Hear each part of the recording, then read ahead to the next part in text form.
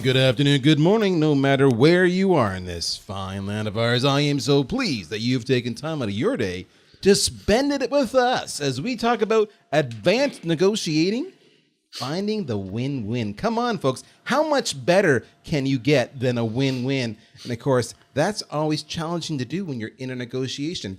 If you don't believe me, just look south of the border at the leadership there, and you will see the master negotiator himself looking for a win-win. That's my point of view. We're going to leave it there. We'll see what happens. That'll set the table, hey, and we'll maybe bring that back. So I'm looking at my guests. If you wonder that, I got Peter and I got Michael here. I'm going to introduce you to them shortly. But before we do that, let's talk about the ground rules and how this works. If this is your first time with a Welsh webinar, then these ground rules are pretty straightforward and nothing to be concerned about. If this is not your first time, then nothing's changed, and you can go and kill 30 seconds while we go through this. All right. So first off, everybody's in listen-only mode, so you can have lots of noise in the background. We don't hear it, and you're not disturbing or bothering anybody, so that's kind of cool. Next, we always get asked, is this being recorded? Because I like to have a copy and share it with some of my peers or my industry professionals, and the answer is yes, it is. And within about a week's time, give or take, you're going to get a copy of that sent to the very same email address you used to sign up for this webinar. The next thing, we just want to be clear about this. You know that we're recording it, so therefore there should be no surprises. You acknowledge that. Finally, there's two ways that you can actually submit questions. So even though you're quiet and we can't hear you, you can actually still submit questions and be part of the conversation. Number one is just use Twitter and make sure whatever you put down there, and it doesn't have to be a question. It could be a comment, it could be an opinion, it could be an anecdote, it could be whatever you want it to be, as long as it's germane and relevant to the conversation. Make sure you reference at Welsh LLP, just like you see there in the slide.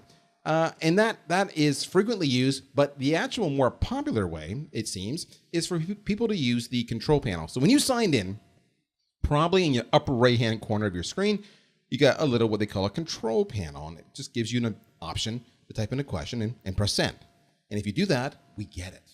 And so do that. And you can use that for more than just, of course, your questions. If you have a technical challenge, you can't hear us, we've gone silent, whatever it might be, pop it in there and we'll do our best to respond to you in real time. The questions are only answered at the end. So we want to get through the core content first because that's why you came here. And then we answer all of your questions. Finally, many people join the Welsh webinars for professional development, and we are so grateful you do that because the content and the guests are excellent. Today is no exception. If that's one of your motivating factors to be here and you're here during the live session, then you will get credit for that. Just work with us and contact us, and we'll give you all the paperwork you need to be validated for that. If you're listening to this on demand, hoping for those professional development credits, I apologize. They just don't apply. You have to be listening to it live.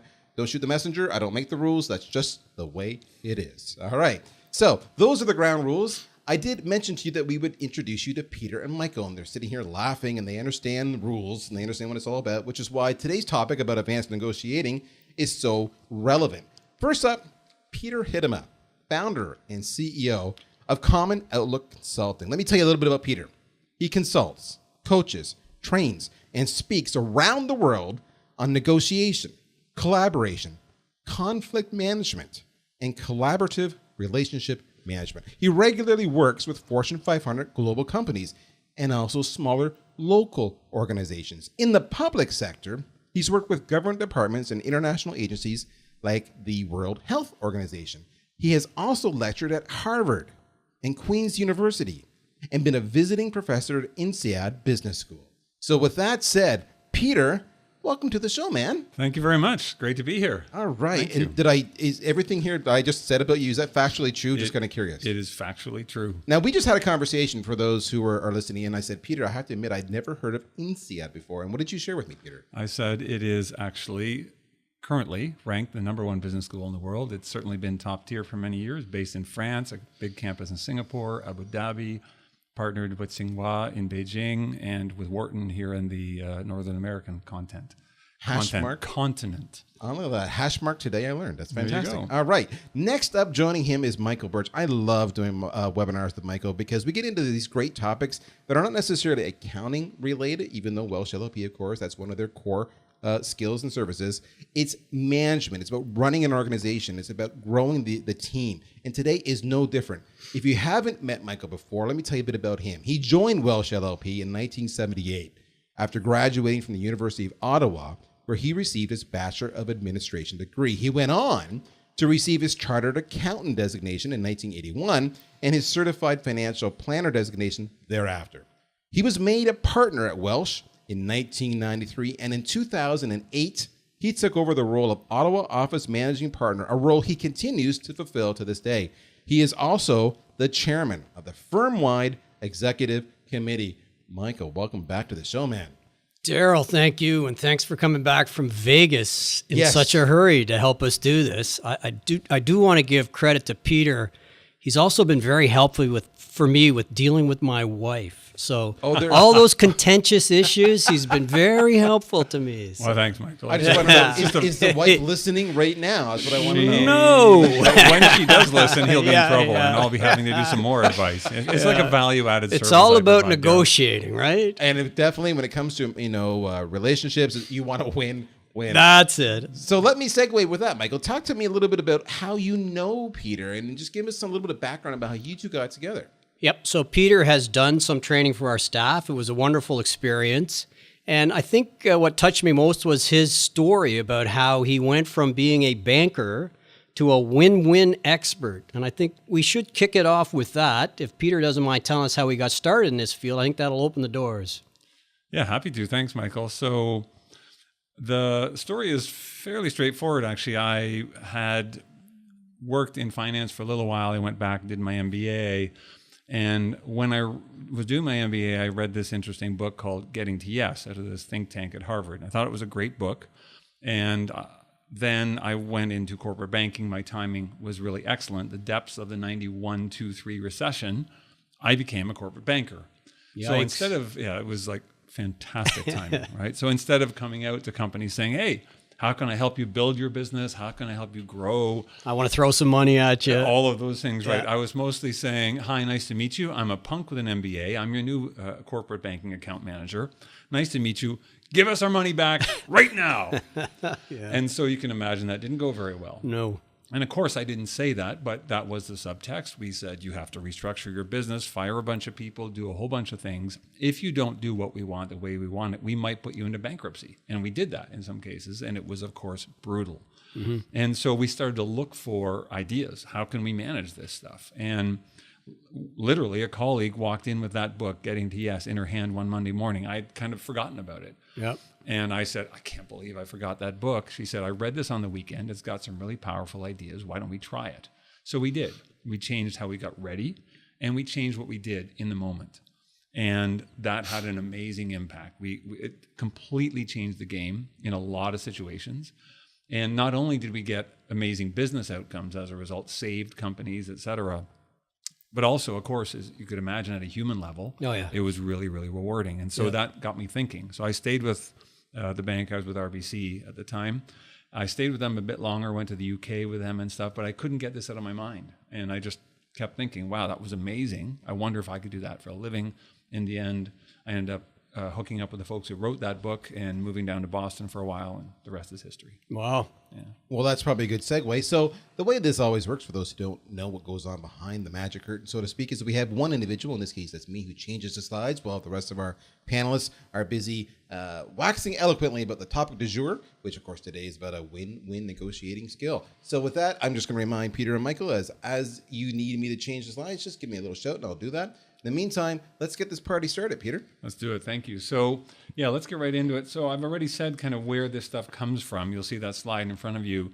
That project, the Harvard Negotiation Project, was a think tank that was created starting in the late 70s at Harvard by the people who wrote that book, Getting to Yes, Roger Fisher, Bill Urey, people like Bruce Patton and others. And they wanted to know how they could help practitioners, people who are out there every day working with people, do things better. And they were also very interested in the public sector, being helpful around the world in conflicts, et cetera. So they've done work in the Middle East and Northern Ireland and South America. They were helping train and advise the chief negotiators in South Africa when they were negotiating the end to apartheid. So a lot of amazing stuff. That's where this stuff comes from. And despite those kind of lofty origins, their ambitions are very grounded in trying to be helpful to people that are dealing with struggles. And so that takes us to this next slide you see in front of you, which is, I think, maybe a simple way to summarize what the overall goal is, which is that there is often this tension. You see this described as the substance relationship tension. In any given moment, any one of us we have some interest around the substance, meaning what is the outcome of the negotiation? If it's in a professional services firm, you want to make sure you're getting reasonable fees for the work you're doing, that the scope is managed reasonably well, that the work product is excellent, that it's done on time, et cetera. And the clients want quality and accuracy and all of those things. At the same time, there's a relationship that you want to build and maintain. 3 things in particular: trust, goodwill, respect. And what we find is that in any given moment, there can be a tension between these two, that if you and I don't agree, Michael, I might be saying to you, look, I'm done. This is what I want. Give it to me. Yep. I'm done talking. And you might give it to me in that moment, in which case I'd be at the top left corner of that diagram. I've met my substantive interest. I got what I wanted, but I damaged the relationship in the process. Mm-hmm. The flip side is also true, and this is, I think, a slippery slope for people in professional services or sales or relationship management, where we really want the good relationships. We want the trust, the goodwill, et cetera. And so we often buy it by making concessions on the substance. Avoiding the hard issues. Right? Things that you and I have talked about. Yeah. Right? So that we want to talk about a bit today. The scope has stretched. Yep. You've done extra work. Are you going to bill for it? Yep. Yeah, I mean, that is an issue that we deal with every day. We go into our clients and we have an understanding of what they'll do for us and what we'll do for them. And often what was supposed to be done can't happen when it was supposed to happen. And so the whole nature of our engagement changes with them. We've had a relationship with some of our clients for 50 years, and it's difficult to go in there and say, this year things were very different. And so as a result, I need to bill you 20 or 25 or 30% more. It's like, that's tough. And many of my partners, and I get it, will say, you know what, they're long-term clients. We have a relationship. I'm just going to pass on this, which is not doing anybody any real favors. Yeah, because actually it could leave a problem that they don't even know about, unidentified and unsolved. That's right. Right. And just setting us up for the next year and the years after. Yeah, the problem never gets addressed. And also you end up shortchanged. Right. Yep. So big picture, that's kind of the overall goal. And maybe I'll say one other thing by way of context, and then we can maybe start to talk examples. Yep. This is one already that we're talking about. So if we flip to the next slide, Daryl, and we just have a look at that, the bias that we have is to always, in any given situation, have a look at what you as an individual can control. So we'd say, well, what do we control as individuals? We can control how we behave. In fact, even that's hard sometimes, right? So if we think we control, our emotions get the better of us. We actually don't sometimes in the moment. But overall, we could say, we have more than anyone else control over our own behavior and how we allow others to persuade us, influence us, affect us. We influence the behaviors of others, the process, the relationship, the results, but we don't control them. You think about kids or parents saying, I'd love to get control of your kids. Well, I don't know anyone who control their kids. No. Right? We influence them. Yep. Right? We try to control them foolishly. Right? But we want to help them learn how to be good people. Yep. Right? And so, but I think the big thing is, in any given moment, if I'm mostly focused on saying, well, that guy's the problem, that person, that's pretty disempowering. Right? Instead, what we should say is, okay, I'm having a problem with that person. What can I do differently? Otherwise, it's like a roadblock, this immediate roadblock. Well, you throw up your hands if you go down that road. Defeatist. So I just want to say that's our bias, and you'll hear that throughout this. I want to declare that. So let's dive then further into content. If we can switch to the next slide, Daryl, thank you. What's this whole webinar about, and what's the work that we do about? It's about results. Now, how do we get results in life? Well, we do things. We take actions.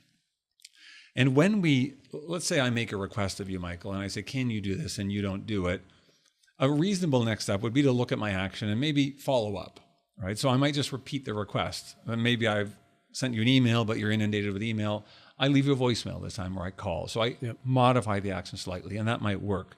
But if whatever in that loop, I don't get the result I want from you, instead of just leaving you more and more messages with more force or adding people onto the email chain and CCing the world, maybe I should back up and start to look at my mindset and say, well, hang on a sec. I've been assuming so far that Michael's not doing this because he doesn't care or he doesn't want to or he's too busy. But actually, I might be missing something. Yep.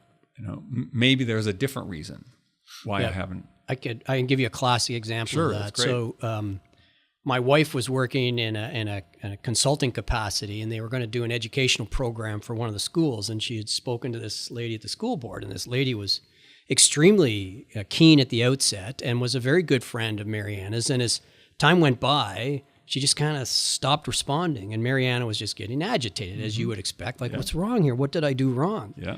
And I said, maybe you didn't do anything wrong. Maybe she is overwhelmed. Go back to her nicely and say, hey, you know, if you're overwhelmed, don't worry about it. We can readdress this later on. Is there something I could help you with? And almost just like that, she wrote her back and said, oh, I am so swamped. Thank you for this.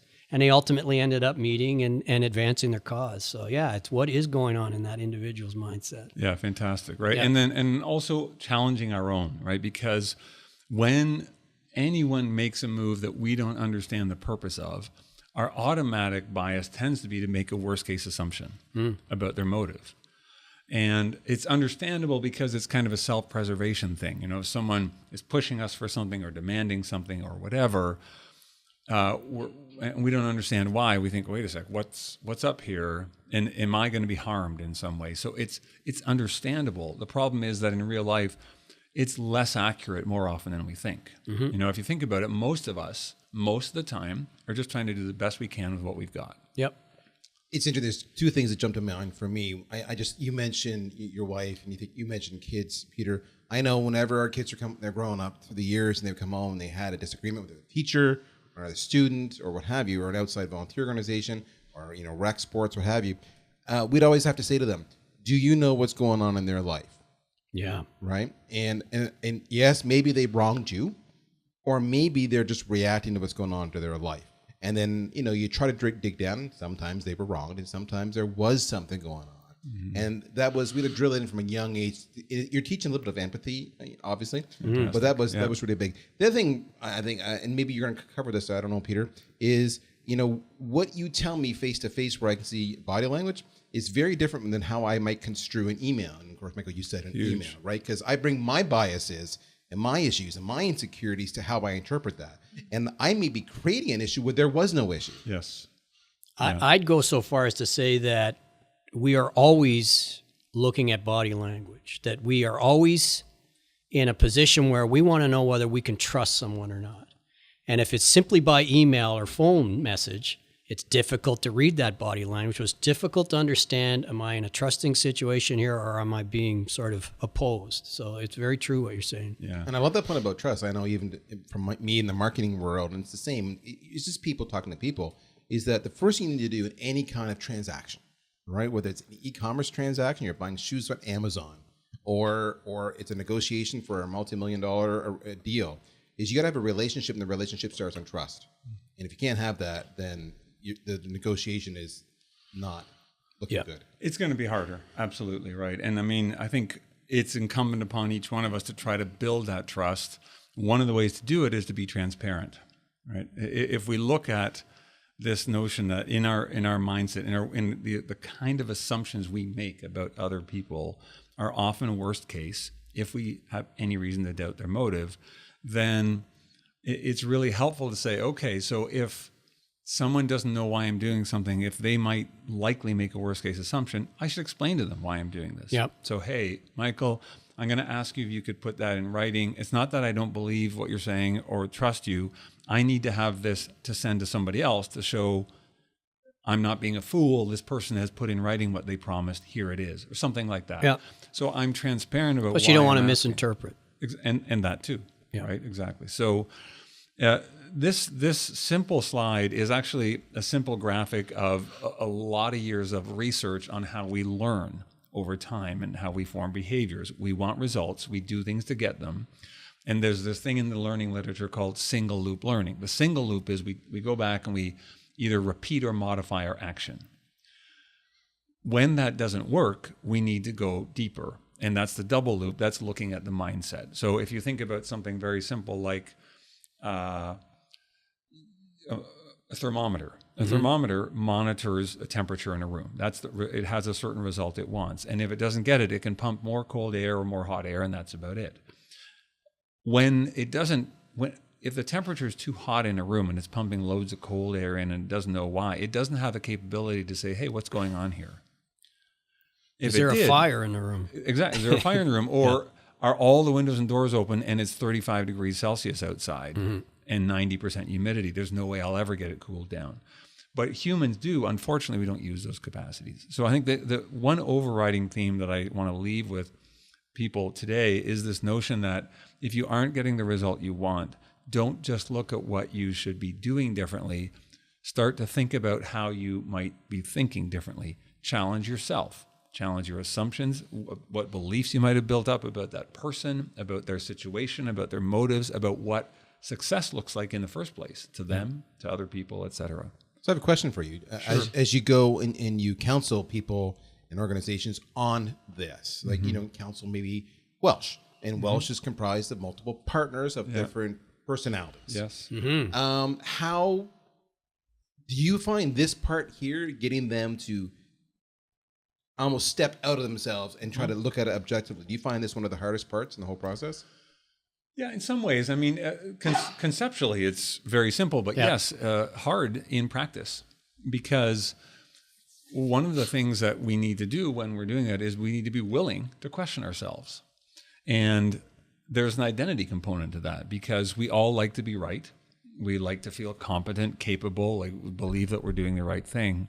And I think, Michael, you and I were talking before this webinar earlier today over lunch and saying, it can be really hard to sometimes think about things in a different way, or a lot of people don't like to apologize because they think it makes them look bad. The irony is, apologizing for something you did that was foolish or wrong or harmful, while you might feel like you look bad in the moment, it actually makes you look good because you're willing to look bad. Yeah. Right. So anyway, but it's an identity thing. I have to be humble enough to be willing to say, Michael, I'm sorry.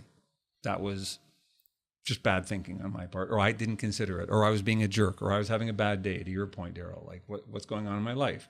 It doesn't excuse the behavior, but it could explain it. So yes, it is. It's a challenge. It's central, though, I think. Yeah, it's great. Shall we keep on moving then? Yes. With more? So that's a great segue actually into this next slide that you see in front of you. It says 2 models for the negotiator. And this is one way to map out sort of 2 polar opposite ways of thinking about negotiation. If you start at the bottom left, I think our default assumption, and many negotiations often turn into this, is that negotiation is fundamentally a battle or a struggle over a fixed pie. I have a name like for you want that. to say something. Yeah. If I'm not screwing you, you must be screwing me. Well said. Which is, so old and out of date, but that's still the mindset of many people. That there's only one person that can win from this, and better be me. Exactly right. Yeah. And the thing is, and so it goes right back to that previous slide, the mindset question, right? Yeah. What is our fundamental paradigm about what negotiation is? And all of us have lived negotiations where we get screwed over. Mm-hmm. Absolutely. So we go, see, it's true. It's yes, it can be true. And there are pieces of pretty well every negotiation where that piece of the negotiation has a fixed pie, meaning if I'm negotiating fees with you and I'm the provider and you're the client, higher fees are better for me and worse for you, and vice versa. Sure, that piece is what they call in the literature zero sum. My gain is your loss and vice versa. But there's all this other stuff that is not a win-lose. For example, how well do we communicate with each other? How well have we identified what your responsibilities are and my responsibilities are? It's not bad for me and good for you to have that well identified. It's good for both of us. Yep. Are we working together on this whole overall thing as some kind of a joint project, or is it a battle? Yep. So going back to my banking examples, when I was in that world, we were in all-out war with some of our clients, and we were destroying value. The pie was shrinking, in fact. And the fundamental change we made was we said, wait a second here, we're working against each other. That's not going to get us anywhere. And so we put that on the table with the clients. We said, look, we realized that this is what it is. And they said, yeah, and you guys have the big hammer. We said, you're right. We're the first secured creditor on your assets. But even as first secured creditor, if your company goes down, we lose most of our money. And putting that aside, it's terrible at a human level. We don't want it. And it's, in fact, bad for the economy. We want your company to survive. So, and we How can we help? What's that? Yeah. How can we help? Absolutely. Right. Yeah. And it might need to be smaller. We might need to restructure. We're still going to have probably lots of challenging discussions. But what we'd like to propose is that we stop treating each other like enemies and like you're the problem or I'm the problem. This is making that shift to the bottom right where it says the pie can be expanded. This is a puzzle to solve together. Let's work like joint problem solvers. And I've heard you talk about lots of examples where you've done that with clients. Yeah, we the other thing with clients is that a small part of it is our relationship and our history and all the rest of it. So yeah, we may have, there may be something that's gummed up this year, but you add that, you take that in isolation and you'll do a certain reaction. But if you combine it with what we've done over the years and what we've been able to accomplish together, you might sit back and say, oh, wait, okay, this is not something that we should expect. This was weird. So let's get our mindset straight and let's move forward. Exactly. Yeah. And let's sort out what we should do with this specific problem in the context of the broader relationship. Right? Yep. So, and the irony about this stuff is, we can imagine the win-lose battle mentality around all kinds of what we think of as one-off negotiations, buying a car, buying a house, although I could give you lots of examples about how those could be more like win-wins as well. But the unfortunate thing is we get into these kind of battle modes with our colleagues internally. Yeah. We get into battle modes with our spouses, our siblings, our parents, our children. And so if we sort of follow this chart up from the bottom, we're saying the first question is, what is your fundamental assumption, paradigm, mindset about what this is? Is it a battle or is it a puzzle to solve? Is the other party an enemy or are they a joint problem solver? So if I stay on the left side and I go, well, the old school methodology, the lizard brain, it's you or me, then if it's going to be a win-lose, I don't want to lose. I want to win. So my goal is to beat you. Yep. So I'm really competitive. Yep. What's in it for me? Yep. Right? I push hard. I use force. And you will respond in kind. For sure. And if you and I are more or less evenly matched, we both lose in about the same proportion. If you're stronger than me, smarter than me, faster than me, whatever it is, more powerful in some way, you'll win this one. And then I'm going to start to look for payback. Yep. I'm going to, try to find a way to for sure. None of us are willing to be on the losing end of a transaction or relationship repeatedly. No. And so that's interesting because I know, I had my own agency for years and years and years and years and years, and I would often get in negotiations just on fees, as I'm sure, Michael, you do on a regular basis. And I'm disclosing it. I would always go into a negotiation expecting that we want to win-win, right? Yeah. You've come to me because you've got a problem. Yeah. I can help you, and I want you to keep coming back to me. Yep. So I have an ongoing revenue stream. This is a win-win. This is a relationship. Everybody wins. That's why I always go into it. And then you get to the negotiation stage, and it's like the client, often, this is what happened, would just not value what you do, right? Right. So, and they want, I'm making up round numbers here. If your service is $100 an hour, they want it for 50. And it gets to a point that either you get so frustrated, you just price yourself out because you don't want to deal with this guy anymore. My rate is now $500 an hour, go away. Or you say, fine, I'll do it for 50. But you know how you're going to make it up on the back end. And the client feels like they need to win. And it's so frustrating because that's not a win-win. No. Yeah. No, they end up losing without even knowing they've That's lost. it. And They you've think lost they've too. won. That's it right. ends up as Yeah. a lose-lose, right? That's- And you feel bad about it the whole way through. And that's very unsettling when you think about the way our government's run. Yes. Lowest price gets the job. Every time. So absolutely, Makes no the lowest sense. bidder on some of the most important things that affect our lives every day gets the work. Yep. It's just outrageous. And it's also just the spirit. Like, in my contract, if I were to do some marketing piece, I would say it always includes 2 rounds of edits. Now, if I had a good client, I will do 3, 4, 5, 10 rounds of edits, and I won't charge them. But if I have a client that's going to do that $50 an hour, Yep. they get 2 rounds of edits, and the minute there's a third, I'm charging them. Yeah. So Absolutely. that's what people need to understand. Yeah. I don't want to interrupt your flow, Yeah. but I'm going to tell the audience that if you're listening to this conversation and you have a question for Peter, you should ask him. And there's 2 ways you can do that: on Twitter at Welsh LLP or in the control panel. And let me frame this for you, folks, because we have lots and lots and lots of people online listening to us today. If you're going through a negotiation, if you're envisioning a pending negotiation, if you're in your mind going, how could I have handled a past negotiation differently. As Peter's talking through his models, now's the time. Learn from Peter. This advice is free today, guys. That's the best win-win we can give you. Thank you, Joe.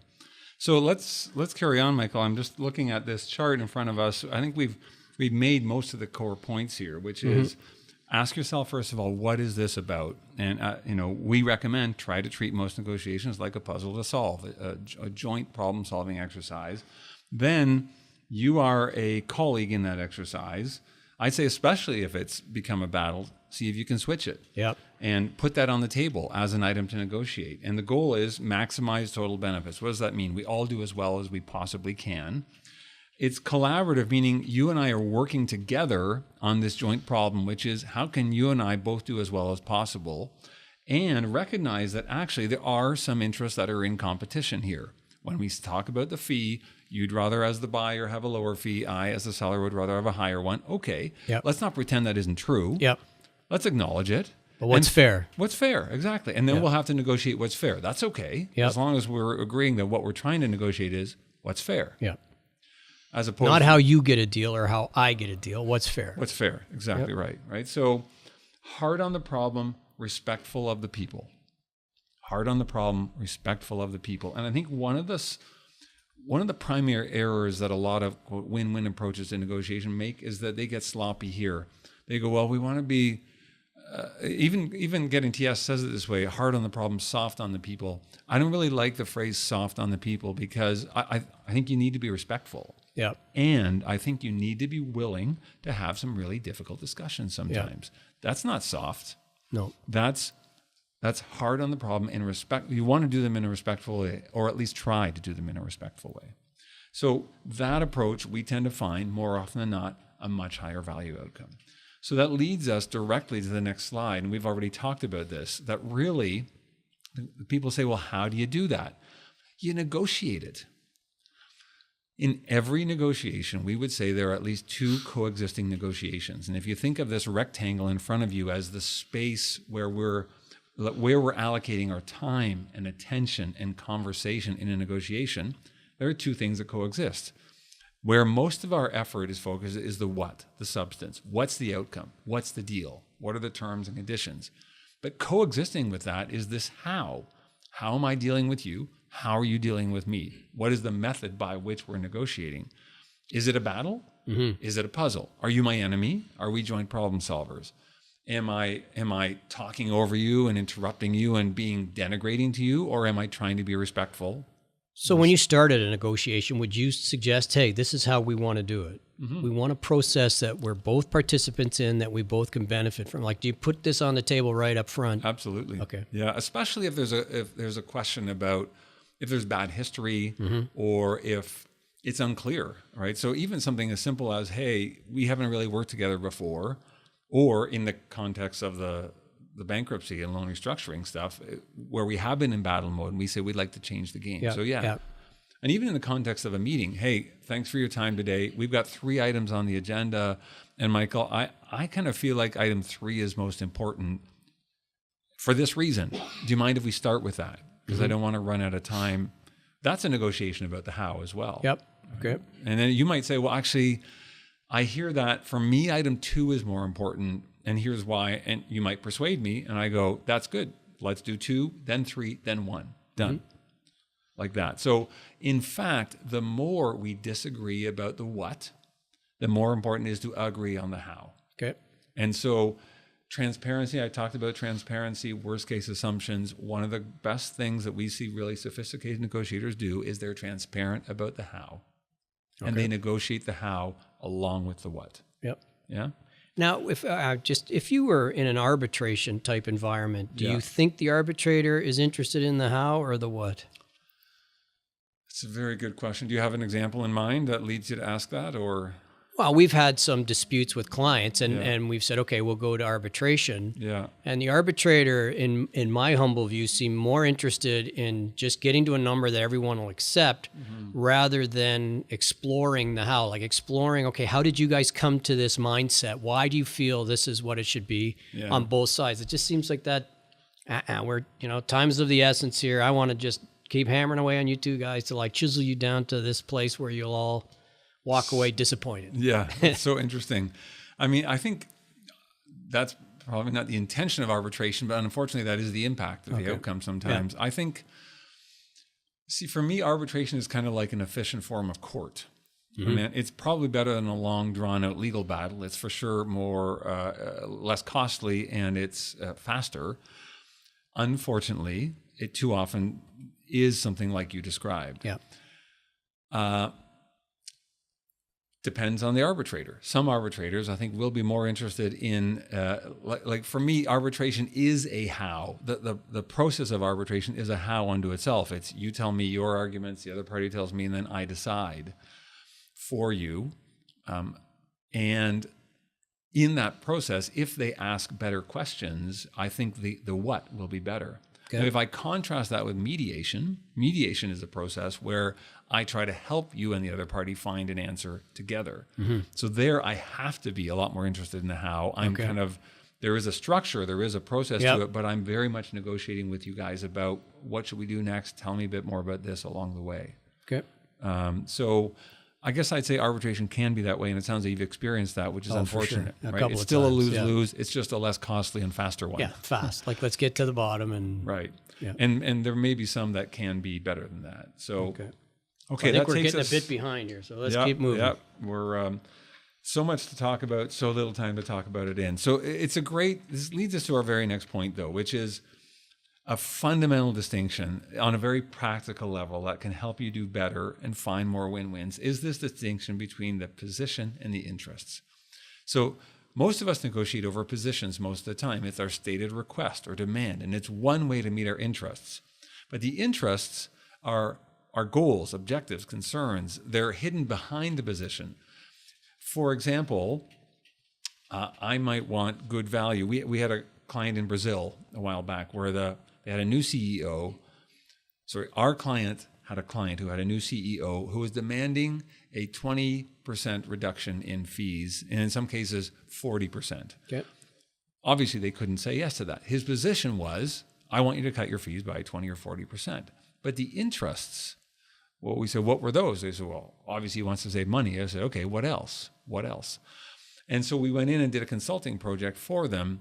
And it turned out that, of course, this guy was a new CEO, so he wanted to look good. But also, fundamentally, their business was in financial crisis. And the number one revenue line was the cost that they paid our client. So, of course, he's putting his attention on big that. input. Big Impact. Exactly, right? So what we did is we said, well, how willing is this guy to talk about his actual business problems? He's not willing at all. He's attacking us in the media. He's threatening to pull all of his business, et cetera. We said, well, do you have someone else who has his ear, who knows what the problems are? Yes, the CFO. Great.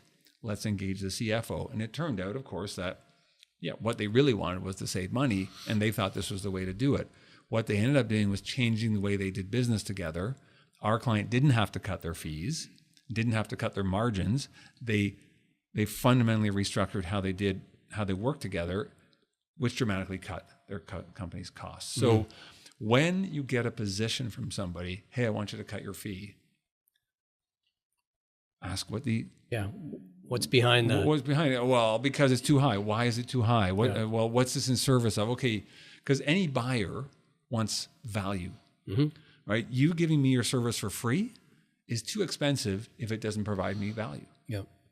And so one underwriting piece of advice is when you make this paradigm shift from a battle to a puzzle and you start to work together on stuff, the fundamental thing you have to do next to really unlock value is understand, okay, I've got these requests from you, these demands, these positions. Why is this? Where does this come from? So it's almost like, what are your motivations? What's the problem you're trying to solve? I hear the request. Say more about where the request comes from. And I would say to our listeners, if they do nothing else different than shift that mindset and the paradigm and then ask these questions, they will serve themselves well. And Daryl, if you show the next slide, this just summarizes it, saying positions are rarely the same as interests. Two kids fighting over an orange. They both want the whole orange. All right, you split it because you feel like, well, that's fair. And then one kid takes their half, peels it, eats the fruit, and throws the peel away, as you'd expect. The other kid takes their half, peels it, throws the fruit in the garbage. And you think, what? They take their peel and start shaving it to get the rind to use as flavoring in an orange cake. Well, their positions were the same and 100% opposed, but their interests were different and not in conflict, which leads us to that next slide, which says, in negotiation, we tend to think there are areas where our interests are common or aligned, and then areas where they're in conflict, like the fee. That's true, but there's this other huge area which is a source of value creation, which we often ignore. Something that I can do that's easy for me, that costs me almost nothing, that's high value for you. Yep. An example that came to mind that you told me about, Michael, was a situation where a client called one of your partners up and said, hey, we got an offer for our company. It's $5 million, but we're going to self-finance it mostly. We're going to lend them most of the money to buy our company. So we'll still have a lot of money at risk. Is this a good deal? And you guys provided simple advice, not simple, advice based on 30 years of experience, saying, well, let's have a look at what fair comparables are, et cetera. In the end, you got them $7.5 million, mostly bank finance, something like 60 to 70%, right? Yep. So they get 70% of their money up front. 70% of their money up front, so More much money. less risk in the deal, and 50% more for their company, $2.5 million. Now, is that high value? Yeah. Did it cost you a lot to do it? No, but it's extremely high value. And then you could say, well, then premium billing would at least be appropriate, but also, hey, Mr. and Ms. Client, would you say that was a good outcome for you? Phenomenal. Great. Do you know anyone else who could use our help? Yep. Could you make some high-level introductions? Would that be a low-cost thing for them to do and high gain for you? Yes. So it's always looking for that. Mm-hmm. Is there a way we can expand the pie? And the answer, almost always, is yes. And you know, I'm reminded of this other story you told me about when you moved into this building. Oh, yeah. If we could just back it up for a sec, Daryl, and then we'll go to this last slide before that. Do you want to tell that story? Do we have time for a quick story, Daryl? Or Yeah. We have so, time. If it's a quick story, and since he's the boss, yes, we have time. Pull the boss. So when we were negotiating our lease here, so we had been surrounded. We were on 4 floors in our old building, and we really thought that we would like to get down to 1 floor or 2 floors if possible. There's a bit of a disconnect, and so there was 2 sort of finalists in where we would go or where we wouldn't go. The other finalists would have us all on 2 floors, which was really cool, and a nice building, a new building. And then there was this option, which would still have us on 4 floors, but also a nice building. So like we hammered out all the deals with everybody. And of course, this is a client. So our preference would be to be with a client. And when you say this is a client, you mean the landlord? Yes. So our preference is to be with a client. So, these guys knew you better really bring something because I'm dealing with a client here, and chances are that we're going to have to go with them. And so they came with what they thought, guarantee this is the best we can possibly do. No one can beat this. You're going to love this. And it didn't beat what our client had put forward to us. So the partners very quickly voted, no, we're going with our client. We're coming into this space. And then 2 weeks later, they come back to see me and say, oh, well, we could do this. And I'm like, are you kidding me? Why are you bringing me this now? It's done. And it's just, all you're doing is really ticking me off. So this whole notion of make sure when you actually say, this is the best I can do, that it's the best you can do. Otherwise, you'll lose all your credibility and probably lose a deal or two as well. Yeah. Yeah. This notion of, if you're trying to find the win-win, do put your best foot forward as well in the offer, right? Because, the position that they gave you, you said, is this really the best? Because you know what our interests are. Yeah. And you understood them fully, and you know that also we feel a little bit of a duty to go with the client in the building that you did choose, which is a very nice building. It's a great site. Worked right? out well, yeah. It worked out great. And it would have been nicer to be on 2 floors instead of 4. Yeah. Had they given you really their best deal, who knows? Would have been, who knows? Who right? knows? So that leads us to this last point, which is, despite everyone's best intents, not everything always works out.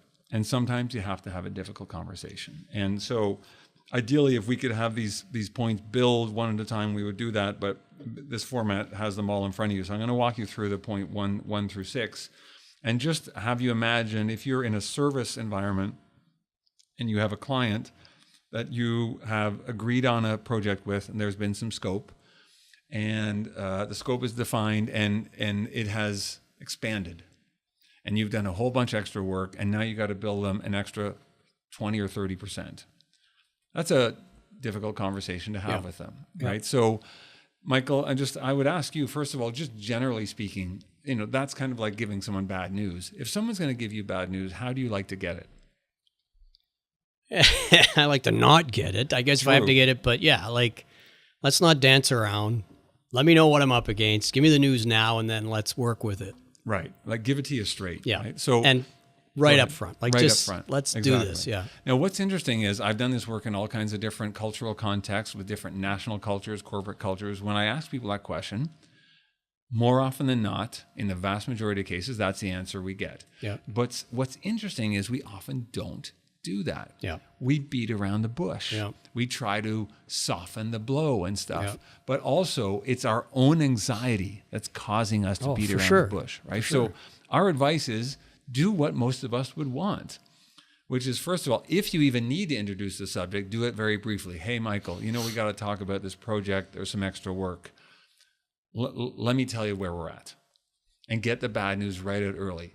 We spent $30,000 extra worth of our time on what's normally an $80,000 engagement. Boom. Yeah. There it is. Now, so get it out earlier than you're probably comfortable with. And then this next step, point 3, is probably the hardest of all. I have to let you have your reaction. Don't try to control it, downplay it. Like, it's uncomfortable. You might say, what? 30 grand on top of 80? Yes. That's crazy. What's wrong with you people? Why didn't you tell us sooner? Blah, blah, blah, blah, blah, right? Yeah. You're having a reaction. Or worse yet, I'm telling you that we've eliminated your position and you're out of a job. Yeah. Right? And we'll try to say things like, this is an opportunity for you. Oh, it's an opportunity? Yeah. It's an opportunity for me to punch you in the head is what it is. It's not an opportunity in that moment. Yeah. A year later, it might be the best thing that ever happened to you. Yep. Or the worst. We don't know. But in that moment, it's not. And the reason we say things like that is because of our own anxiety. Yeah. We want to reduce the discomfort if we can. Yeah. All this stuff, right? Yep. So it's just let you have your reaction. Okay. Listen. Step 4, ask questions, acknowledge the impact. Yes, 30 grand extra on 80, it's not great. Are you saying I have to pay it at all? Well, that's what we have to talk about. That's what we have to talk about. Why didn't you? All these things, right? So let that happen. Acknowledge, I'm really sorry. It sounds like you're pretty frustrated. You're pretty shocked. Yes, absolutely. Yes, this sucks. I'm not going to pretend it doesn't. Then, maybe, we say maybe, emphasis on maybe, do some problem solving then, but often it's too soon because in that moment, you're still upset. Yep. Or if you've given me the bad news, I'm still upset. Yep. I don't know about you, but I don't know too many people who do good problem solving when they're upset. Yep. We'll make bad concessions, we'll do fix-it solutions, so it's more like probably the next thing is, okay, so I just wanted to tell you that now. We have some ideas. Now, depending on the stakes, you might actually be able to do the problem solving right Sure. there. But sometimes you go, why don't you digest this? Let's talk tomorrow and see what we can figure out. Let's meet next week, whatever. Yeah. I mean, you would even offer up, we'll find a solution that everybody accepts. Absolutely. Yeah. Yeah, something like that, right? So again, sometimes you can actually do the problem solving in the moment. But even then, the problem solving might happen 7 minutes later, 10 minutes later, instead of it's 30,000 more, but we're only going to charge you 2,000. Yeah. What are you talking about? Yeah. You're going to cut. Yeah, he could very easily have said, well, I know we're partially responsible. So and, we won't bill you. Or and you could say that. You could say we are partially responsible. We think there's something that needs to be charged here, and we're not sure what it is. Yeah. What it could be that, but even just this is what it is, right? So to wrap up sort of the content, the last thing to say is sometimes, despite your best efforts, there is no outcome to be had. And people say, well, when should we walk? Yeah. And then how? Well, again, we say it should be your last resort. But at the same time, you shouldn't say yes to a bad deal. So if your walk away is better than that meaning if you have other client work you could be doing that's better than this one, or if you are looking at multiple job offers and one is not looking as attractive as the other one, you're interested in different houses or condos, make sure that you don't say yes to something that's worse than your walk away. And then how to walk, Always try to do it with respect, and let them know, like in this example you just described, Michael, right? Like you said to them, look, you know that our other option is a client. And so there's an inherent kind of pull towards Yes. saying yes to a client who owns Yes. this building and renting from them. So when you put your final offer together, make sure it's really, really good. As good as you can. And if it isn't good enough, that's okay. But at least you will have put your best foot forward. They gave you this and you said, okay, this is the best you can do. Yeah. They said, yes, in the end, it wasn't. No. And so that was so disappointing for you, right? And Yep. everybody lost to some extent. Yes, this has worked out great. Yep. And at that time, comparing the two options, that was the better one. What a shame that it didn't come together. So if someone has something and you say, well, it is this currently, this thing you've given me, I can't say yes to it. Yep. Is it really your best? Because otherwise I'm afraid I'm going to have to say no. Okay, well then, Yep. thanks very much. Respectfully say, this has been great. This is it, right? And in your case, that one, when they later told you, oh, we could have done better, you need to let them know your frustration and disappointment, right? So, but also, I did it respectfully, though. I'm sure. Daryl complete can attest to idiots. that. That's right. Yeah. I was there. But always give people a chance to improve their offer, and then say, I guess this isn't going to work. Maybe we can do something together in the future. Thank you very much. Yep. End. Because if you burn that bridge, Yeah, for sure. what a shame. And that brings us to questions. That brings us to questions, which is where I changed the slide and said, hey, it's question time. Dun, dun, dun. Well done, Peter. Nice segue for me. Okay, so we're at question time. So if you have joined us midstream, you're not sure to do that, it's great. You can ask any question you want to, and we're going to get through as many as we can before the top of the hour, because our commitment to you is always 1 hour and done. Do it on Twitter. It may just include @WelshLLP in the question, or use the control panel. It's probably in your upper right-hand corner. Type it away. Hit send. We'll get it. We'll ask Peter. We'll ask Michael, and we'll answer that. And in the meantime, what I'm going to do here is going to do two things. One, Peter has pointed out, and he wants to share this with you, that if you go to commonoutlook.com, there's a ton of resources available to you to continue your education and your awareness. All right. So articles, newsletters, all the wonderful stuff. Make a point of doing that. I would be remiss if I didn't remind you, by the way, WelshLLP.com, same thing. Check that out. All right. So that's what you should be doing, number one. Number two, you'll notice that both Peter and Michael have their email address here. That is intentional. If you run out of time and you don't ask a question or it doesn't get asked today, here it is. Use it. Email them. They will respond back to you. It's fantastic. It's free. Do it. All right. So we got a couple questions that have come in. This one here. Question. Any tips on negotiations for additional service fees with new clients where we want to develop a long-term relationship? Mm-hmm. It's a great question. So additional service fees with new clients, I guess I have to make a little bit of an assumption here that they've got a certain scope identified and they're trying to look for more. What would you guys think? Is that Well, how you're reading that saying question? it's a new client. Now, I don't know if it's brand new or I should call it recently new. Yeah. Like maybe the question is, when do you go down that road? So you've been fortunate enough to get this new client. When do you introduce the other things that you can do for them? Do you like hit them right over the head with it right up front, or do you? I mean, personally, I would say let's build a relationship first, build the trust, and then start to roll out some other things. But you're the expert. Well, I mean, no, but everybody has expertise from lived experience, right? I mean, Yeah. yes, I have. This is a specialty of mine, but I don't pretend to have every answer to every question. That's for sure. But if I think about this one, the way I'm relating to the question, I don't know if I'm understanding it right, is in this context of kind of scope creep, where you've got something, you've done some work, and along the lines of what we talked about earlier, more service fees are due. I don't know if I'm interpreting it right, but if that is the case, I guess I would wind back and say, well, number one, make sure you track it so you know what you've done. Number two, let them know sooner rather than later, hey, just so you know, we're into territory where this, at least in my mind, is not part of the defined work. And if you do that before it's too big, you say, it's not a big issue yet. I just want you to know. Yep. Be aware of it. And then if it's starting to look like it's going to be larger, say, I'd like to talk to you about this. And let me tell you my interest. Number one, I want to build a long-term relationship with you guys. And I don't want to nickel and dime you.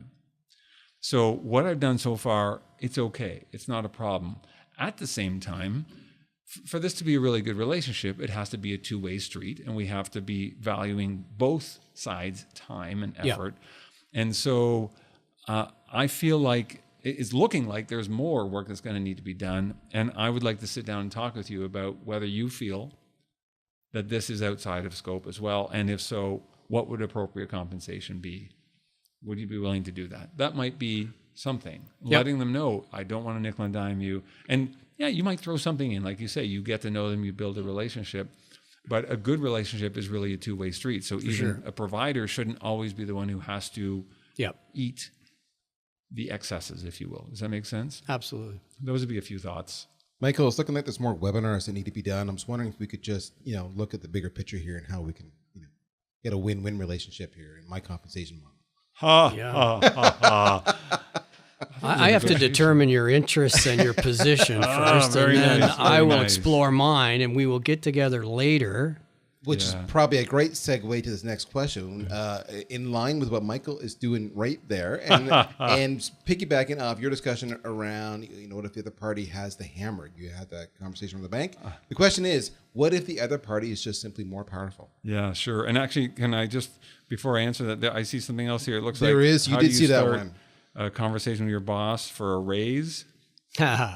Is that a... Well, that may or may not have been submitted by a Michael Birch employee. Yes, it looks like it might You have come been. and see me. Yes. So you come see Michael. Don't muck around. Come straight to it. So Give me the bad more news right up powerful. front. Right, speaking more powerful. So shall I go to the more powerful general one? I think I'm, so. I'm mindful of time. We got about, 1 minute? Something Yes. like that? Okay, so in 25 words or less. So I'd go back to some of the principles we talked about earlier. Number one, first test your assumptions. Are they actually more powerful? And what kind of power are you talking about? Like, is their walk away better? Like, is their plan B better than your plan B in your estimation? If so, why do you think so? What is better about their plan B compared to yours? Like, if you're negotiating with a client and you think, well, they got all these other people who want their business. Yes, but are those other people really as good a solution for them as you are? Yep. Because when people are in a selling role, they almost always overestimate the other party's walk away and underestimate their own. It's rarely accurate. So what kind of power, and then can they actually use it? Would it be in their interest to use it? That's the number one. Number two, what's your walk away like? And if you think it's bad, can you improve it? So if I'm a service provider and I'm talking to a potential client, I should always be dealing with more than one client project at a time, and I should always have more than one new client in the funnel at any point in time. So that if my discussions with you start to go downhill, I could allocate more time to the other ones. I'm not desperate for your business. Yep. I'd like it, but I'm not going to die if I don't get it.